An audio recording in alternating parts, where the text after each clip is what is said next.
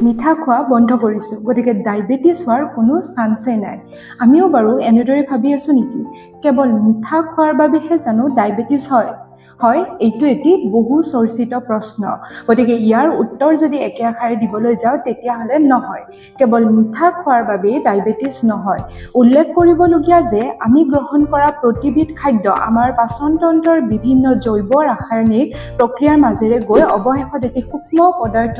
sugar বা গ্লুকোজলৈ ৰূপান্তৰিত হয় কিন্তু এইখিনিতে মনত ৰাখিব লাগিব যে যদি আমি আমাৰ ডায়েটত এক্সেসিভ বা লগাতকৈ বেছি পৰিমাণৰ সুগাৰ থকা সুগাৰ ইনটেক কৰো তেতিয়াহ'লে সেই সুগাৰ বিলাকে লাহে লাহে আমাৰ বডিত ক্যালোৰিজ হিচাপে জমা হ'বলৈ ধৰে আৰু এনেদৰে এক্সেসিভ ক্যালোৰিজ জমা হোৱাৰ ফলত ওভাৰৱেট ওবেসিটি ইত্যাদিৰ দৰে সমস্যাবিলাকৰ সৃষ্টি হয় আৰু এই সমস্যাবিলাকে এটা সময়ত গৈ ইনসুলিন ৰেজিস্ট্যান্স নামৰ এটি কন্ডিশনৰ সৃষ্টি কৰে আৰু এই ইনসুলিন ৰেজিস্ট্যান্সে অৱশেষত ডায়েবেটিছলৈ ৰূপান্তৰিত হয় গতিকে অকল মিঠা খালে যে ডায়েবেটিছ হ'ব তেনেকুৱা নহয় আমাৰ লাইফষ্টাইল আমাৰ ডেইলি ফিজিক্যাল এক্টিভিটি আৰু আমাৰ খাদ্যত কিমান কোনটো পৰিমাণৰ পদাৰ্থ গ্ৰহণ কৰিছো তাৰ ওপৰতো এই